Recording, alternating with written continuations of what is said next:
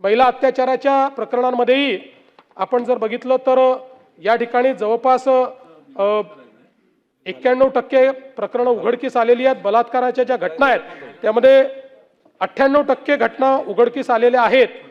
आणि मी फार डिटेलमध्ये जात नाही, पण हे समाजाचं दुर्दैव आहे की आपण जर बघितलं तर बलात्काराच्या या सगळ्या प्रकरणामध्ये 99.52% आरोपी हे पीडितेच्या ओळखीचे किंवा नातेवाईक आहेत। अशा प्रकारची अवस्था आपल्याला पाहायला मिळते। हे समाजाचं अतिशय विदारक अशा प्रकारचं सत्य या ठिकाणी आपल्याला पाहायला मिळत आहे।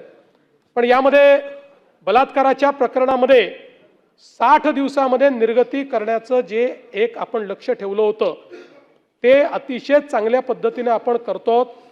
2020 पर्यंत आपण 45% केसेसमध्ये, म्हणजे 19ला आपण निर्णय घेतला होता, 20 पर्यंत केवळ 45% केसेसमध्ये आपण ही निर्गती 60 दिवसात करायचो।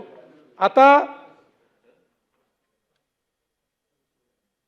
अरे नका आणून देऊ रे बाबा, उगीच कोणी काही दिलं तरी डिस्टर्ब होतं जरा।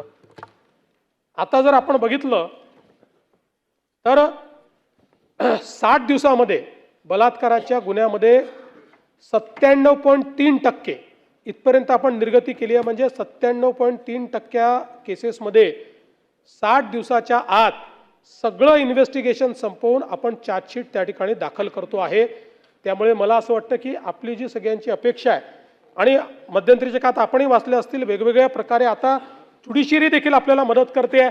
7 दिवसात केसचा निकाल, 15 दिवसात केसचा निकाल, अशा पद्धतीने देखील काही निकाल या ठिकाणी आलेले आहेत। आता isakal.com आहे देशातील नंबर 1 ची मराठी न्यूज वेबसाईट। प्रत्येक अपडेटसाठी isakal.com ला नक्की भेट द्या।